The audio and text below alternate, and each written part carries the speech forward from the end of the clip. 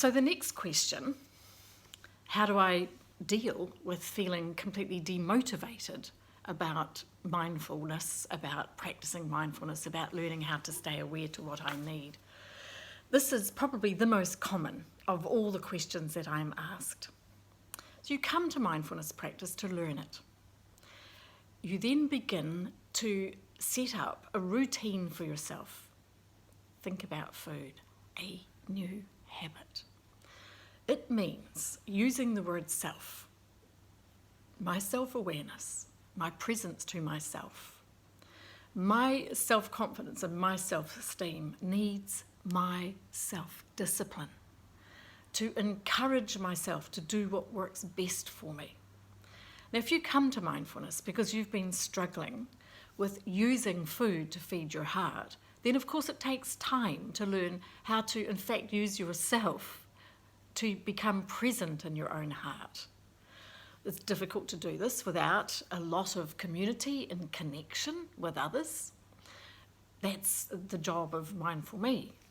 The company that I'm so proud to be a part of encourages people to meet with each other, to search and reach out for each other and to experience community. So this, of course, is belongingness. And they help each other use the fullness of our own hearts. We call that practicing presence together. You know, it's like going to the gym. I once, as an adult at university, took out a gym membership, the very first one I've ever had in my whole life. I have to tell you, I was in my 50s at the time. I paid for it up front and I never went once in an entire year. But I cannot tell you how many times I got out my gym gear, put on my new gym shoes and didn't go. So I know, intriguingly actually, I did. A couple of years later I did, and I went for a long period of time and I really loved it. What's interesting for me is that the practice of mindfulness and meditation requires self-discipline, and the self-discipline is why we eat, the lack of it. So it's, of course, a practice and a habit. It's actually learning constantly and regularly to contact yourself in your heart rather than in your thinking mind. So there are many ways that we can learn to drop down into our body.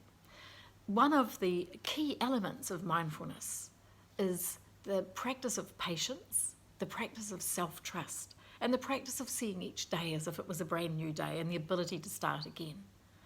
The practice of non-judgment, of learning not to judge ourselves.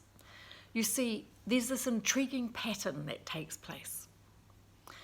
We choose the food to eat because we feel upset. We feel upset because our thinking upset us, because the monster in our head, that little voice that says, you know what's wrong with you, you're just weak and you're pathetic and you're stupid and no one cares about you and you don't belong and you can't do this. That voice makes us feel sorry for ourselves, which makes us feed ourselves so that we feel better. The practice of mindfulness is learning to notice that voice and learning how to exchange it for one that says, I know, you're trying hard. Let's start all over again in this moment. This moment is all we have. It's hard to explain to you mindfulness in all its fullness and what it can offer you in a very short period of time. But I promise you, everyone on my team is willing to help explain this to you. We'd like to encourage you to actually drop out of feeding your hungry heart with food to actually turning up in your heart and feeling the fullness of your own love for yourself. It's life-changing, absolutely life-changing.